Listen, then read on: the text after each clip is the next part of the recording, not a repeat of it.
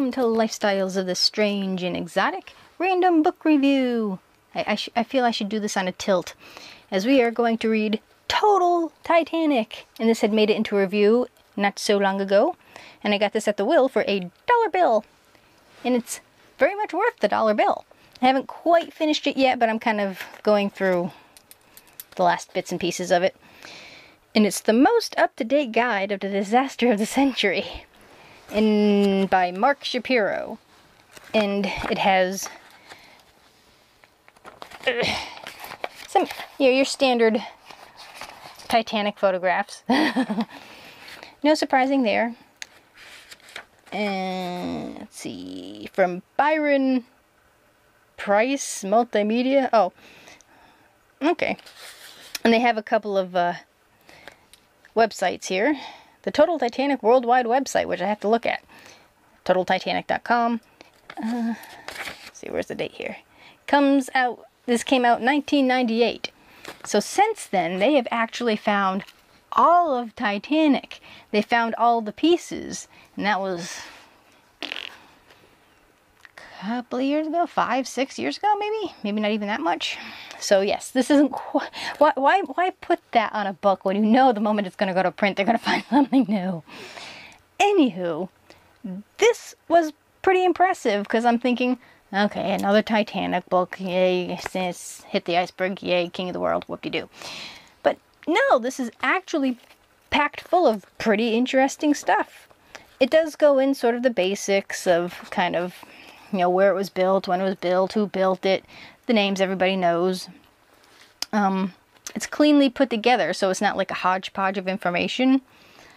And I was surprised. I actually learned something new. Like, there was a first-class parlor for poochies. There's like a kennel on there for their like high society dogs. I'm like, who knew? Those are the casualties they never put on the list, right? So each chapter kind of takes a nugget and sort of focuses on that. Like the making of Titanic, the ultimate luxury liner, goes into the sinking, and then the aftermath. A lot about Carpathia and the ships that went, and there was a lot of detail of things that I didn't know. I mean, we knew Carpathia came in, and there was a Californian who was like, twiddling their thumbs with the thumbs up the ass, and it was very interesting. One of my favorite parts was the life after Titanic. The people who survived. What happened to them? And they pick a few different people that they could trace after the fact. And it's kind of sad and kind of amazing, too, that you don't realize, there were after effects. I mean, how do you respond to seeing, your family ripped apart, your giant fancy liner sinking to the ocean? It's like, some people's lives did not end happily. Then it goes into the different, like searching for Titanic. So it kind of goes from the beginning through the timelines, and it does it very cleanly. And it goes into great detail, too. I also didn't realize that the first SOS that was sent out was off Titanic, because I had heard kind of something about it, but I didn't realize that was the first SOS. It was QED, I think, originally. And then they had just started using SOS. And that was the first time it was implemented, apparently. What was interesting, you usually have like the lists of, okay, first class, third class, second class, who survived, who didn't. This has a list of the people that were in the lifeboats and what lifeboat they were in. So it was like, wow, it's kind of an interesting thing. And then in that section of the book, you'll find out, who was in the lifeboat, what happened. And I didn't realize they sort of tied them together, and other people switched boats, and it was like, how do you accumulate this knowledge, So, yeah, and it's still funny to...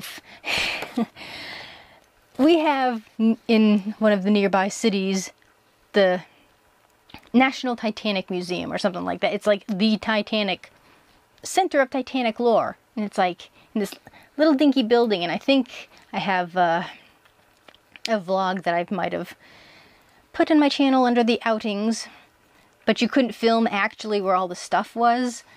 But it's like this out of the way nowhere place, and this is where the Titanic Historical Society is. Like, why? So you would think there'd be like this giant museum in England or Ireland, you know, it's like, or New York. It's like, why here? So it's kind of funny to hear, you know, these obscure nowhere towns kind of mentioned. So if you are a Titanic fan, you want to know the lore, or at least, you know, you might pick up an interesting tidbit or two. It's really, really well done. I highly suggest this book. The Unthinkable Disaster. Here, for the first time, is the most complete, up-to-date information on the tragedy that captured the world's heart and soul and fired its imagination. Where and when was the Titanic constructed? Who booked passage on the maiden and final voyage? Why did it actually sink? When and where did it sink? Who survived? Who rescued the survivors? How did the rescue ship locate the survivors in the icy ocean? How did Robert Ballard find the sunken wreck of the Titanic, and what did he retrieve? What movies and books were done to commemorate the disaster? Again, another interesting section in the book. And a complete listing of all Titanic internet websites, which I'm definitely going to check out. And I'm kind of at the section of, you know, the different movies they had that, you know, after the fact. So there is a buttload of information in here. So very, very, very much suggest that you pick this up. It might not be totally up to date, but what is in there is very interesting. Learned a few new tidbits. Very impressed. So I'm going to share that about and let him read it because he likes Titanic stuff. I mean, it's not like, ooh, a wonderful, you know, it's like an interesting piece of history, you know. So I'm a history buff. That's why I like learning about these things. And probably one reason why I don't see why cruises are entertaining. You know, what can you do on a cruise that you can't do landlocked? You know, if I'm going to go on the water, I want to be like on a jet ski on top of the water, enjoying the oceaniness, not inside the middle of a boat. No, I'm not someone who would take a cruise. I don't see that being remotely entertaining. Anywho, whatevs. So, thank you for watching. Do remember to comment, rate, share, and subscribe. There's always room for one more at the Strange and Exotic. Bye, and happy reading!